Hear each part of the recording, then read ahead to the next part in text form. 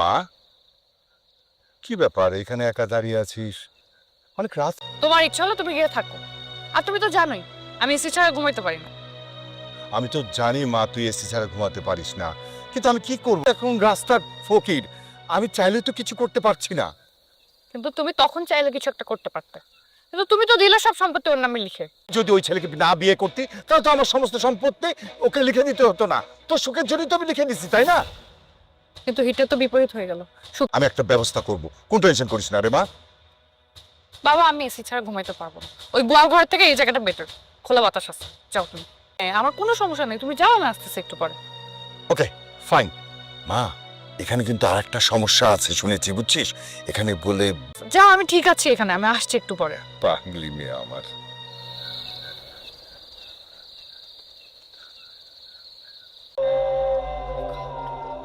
বাবা, বাবা, বাবা, বাবা, ভূত, বাবা। আমি আমার মেয়ের সাথে কথা বলে আসলাম, ও অজ্ঞান হলো কিভাবে?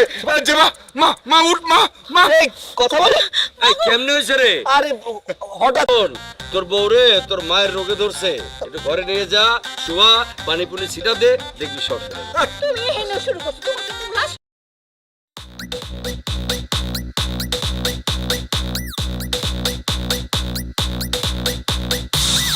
ওকে ঘিরে ধরে আসছো কেন? আর আমি এখানে আসলাম কিভাবে? আমি না গাড়িতে ঘুমাইছিলাম।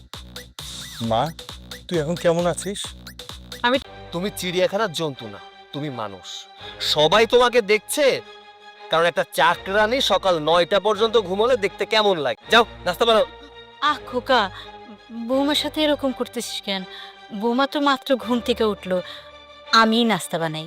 ও এই বাড়িতে কেন এসেছে জানো? ও এই বাড়িতে এসেছে আমাদের বাড়ির সমস্ত কাজকর্ম করার জন্য। তাহলে তুমি কেন করবে?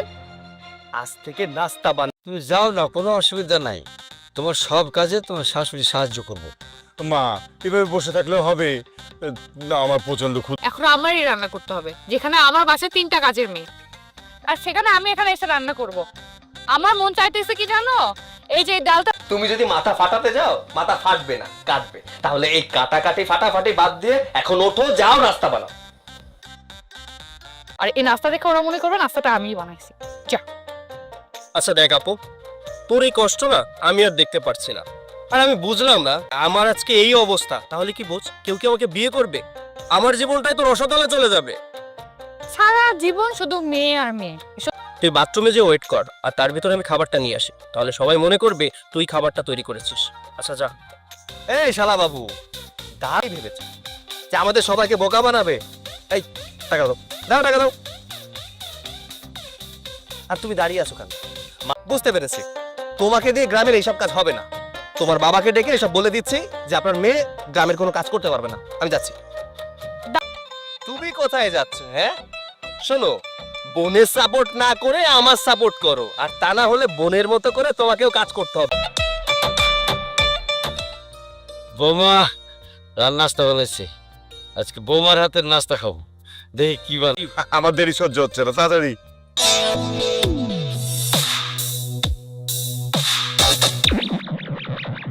নাজেহাল অবস্থা হলো কিভাবে?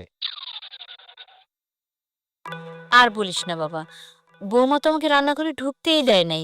বৌমা তার মানে তুমি ইচ্ছে করে এই রুটিগুলো পুড়িয়ে এনেছো যাতে আমরা খেতে না পারি, মানে আমাদের খেতে না দেওয়ার। নিজেরও তো ক্ষুধা লাগছে, কেউ নিজে নিজে ইচ্ছা করে কখনো কোনো খাবার পোড়ায়? আর আমি ভেবেছিলাম আমি পারবো। বরং আপনারা চলে যান, আপনাদের কোনো সম্পত্তি আমি ফিরিয়ে দিতে পারবো না। খালি কথাই কথাই চলে যাও, চলে যাও, চলে যাও। আমি তো চেষ্টা করছি নাকি।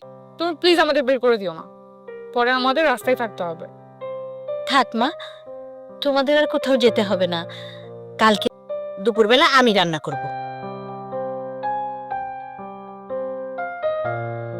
বাংলাদেশের মানচিত্র। আপনারা এটা বানাইছে।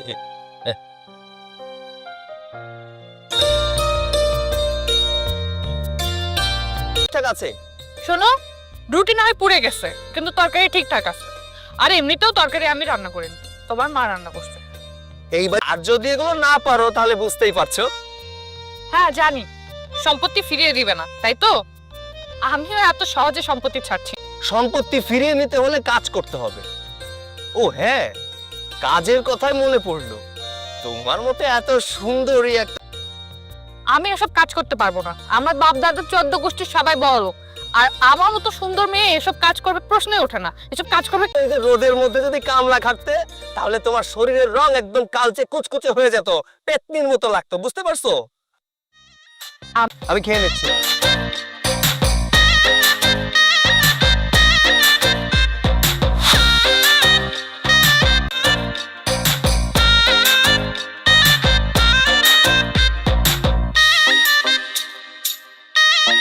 কত শখের কলসিটা ভেঙে ফেললে।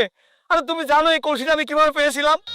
300 মিটার দৌড় প্রতিযোগিতায় জিতে তারপরে আমি এই কলসিটা পেয়েছি।